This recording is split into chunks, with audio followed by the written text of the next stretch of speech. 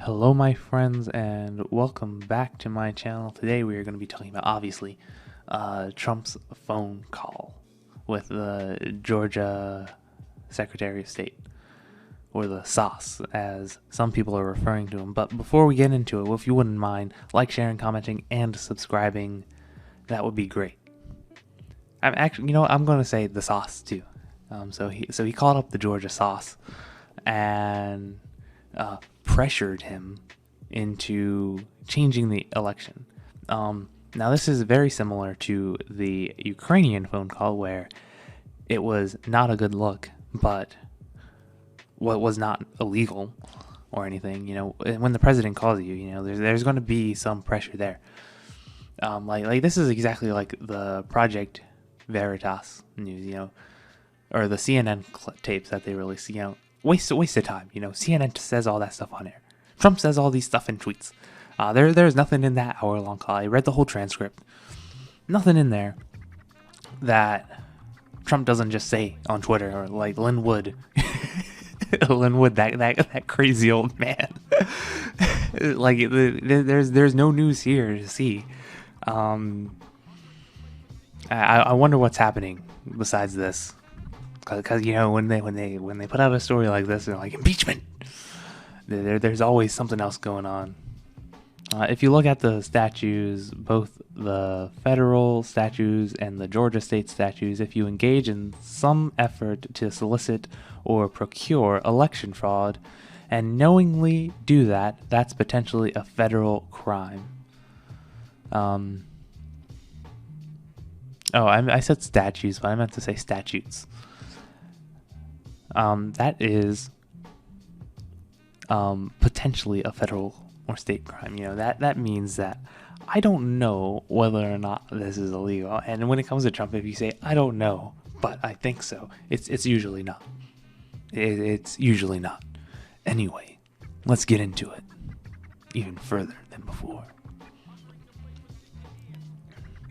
Ellie Honig, a former federal prosecutor and CNN contributor, was urging criminal investigation into Trump on Monday, arguing that at some point prosecutors couldn't keep looking past such shocking statements.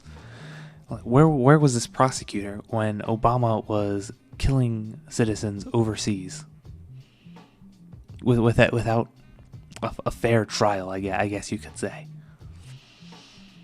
The prominent election law expert Rick Hassan also wrote on Monday Trump should be prosecuted or at the very least investigated. He's always being investigated, by the same standard, every president in modern history, at least from Jimmy Carter all the way up, should be investigated. I kind of sound like Alex Jones right now, and let me get that out of my system. Anyway, the prominent elections law expert, proving the president intended to commit a crime is another matter. Trump would likely face a jury if he were charged. Prosecutors would need to prove what he meant on the call.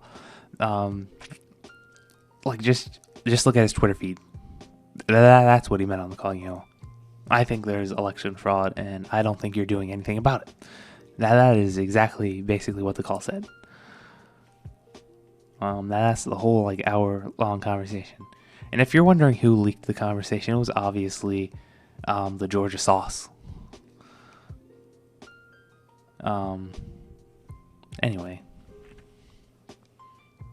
President-elect Joe Biden, who defeated Trump with 306 electoral votes, has indicated he would want the country to move on rather than dwell on scandals from the Trump presidency, which is probably for the best. But the media have vengeance. They can't accept that he even was president. The president cannot pardon himself from state crimes. New York State has already made public that it's investigating Trump for business-related crimes. Making a state charge after Trump leaves the presidency is still a possibility on other matters. Trump has not been charged with any crime. Because, it's just, everything with Trump, now it just seems like a waste of time. Everything that they do just is more of a waste of time than not.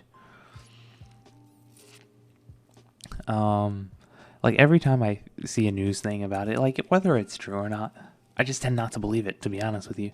Like that one time when they were like, Trump did something bad in an elevator somewhere.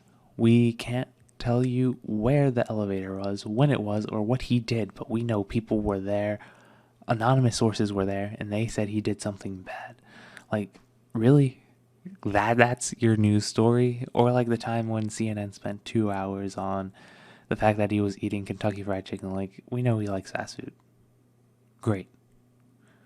And then there was another time, then they spent like 3 hours on this stupid ice cream cone. Like, he got 2 ice creams and ice cream scoops instead of 1. Why is that worth 2 hours of your time? Like, there are better things to talk about than President Trump. There are a lot of other things going on in the world, I'm sure, that you don't know about because they're always talking about Trump. Like, it just gets boring after a while, you know? Let's see if there are comments here.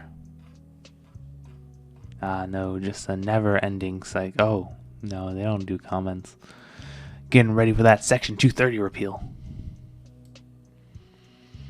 I'm surprised Mitch McConnell did that too. Anyway, I digress. God bless you. Have a wonderful day.